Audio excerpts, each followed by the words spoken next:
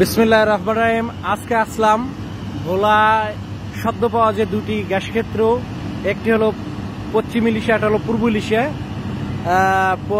পূর্ব ইলিশার gas ক্ষেত্রে আসলাম। Russian ঠিকাদারি প্রতিষ্ঠানে গ্যাস উত্তোলনের কাজ বা অনুসন্ধান এবং উত্তোলনের কাজ করতেছে। এখানে কাজ চলতেছে। এই যে দেখতেছেন পাইপ, প্রথম যে হোল করার জন্য যে পাইপ গাড়া হয়েছিল ওই পাইপগুলো তোলা হচ্ছে এবং নতুন পাইপ দেওয়া হবে। এই যে আমার সামনে যে পাইপগুলো আছে এই পাইপগুলো দিয়ে হোল করা হয়েছিল এবং দীর্ঘদিন পর্যন্ত এখানে গ্যাস উত্তোলনের, প্রাকৃতিক গ্যাস উত্তোলনের কাজ চলছিল।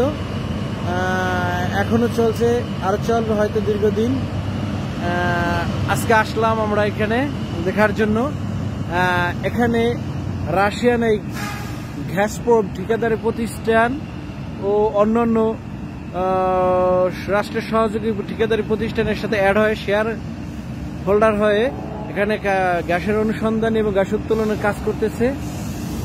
আমার সাথে আসছেন গ্যাস ভাই এবং আরো অনেক দর্শনার্থীও আছে। সামনে পর্যাপ্ত দর্শনার্থীর ভিড়। খুব আনন্দ লাগছে, আনন্দ উদ্বেলিত। সত্যি প্রাকৃতিক সম্পদ, এটা ঐশ্বরিক দান ছাড়া আর কিছুই নয়। আমরা যারা আছি বাংলাদেশের তৃতীয় বিশ্বের রাষ্ট্র, সেই হিসেবে প্রাকৃতিক সম্পদ আমাদের জন্য আশীর্বাদ।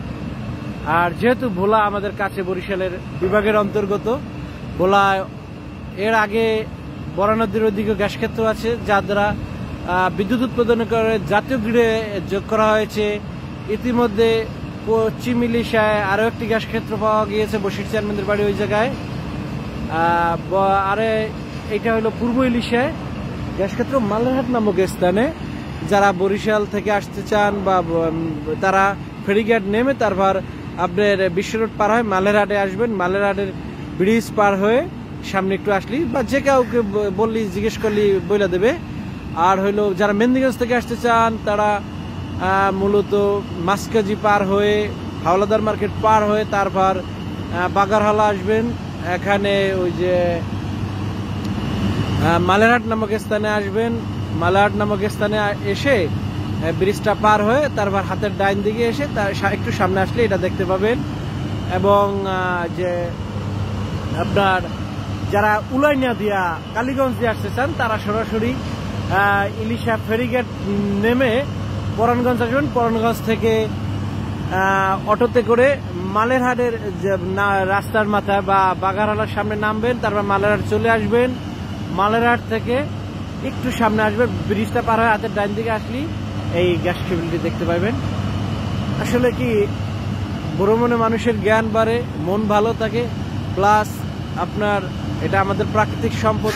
ভালোই লাগছে যে আমরা ইতিমধ্যেই প্রাকৃতিক গ্যাসে কিছুটা হলেও আমরা সংযুক্ত হয়ে আসছিলাম, কিন্তু এর মধ্যে এই দুটি গ্যাস ক্ষেত্র আমাদের জন্য আশীর্বাদ হয়ে আসলো।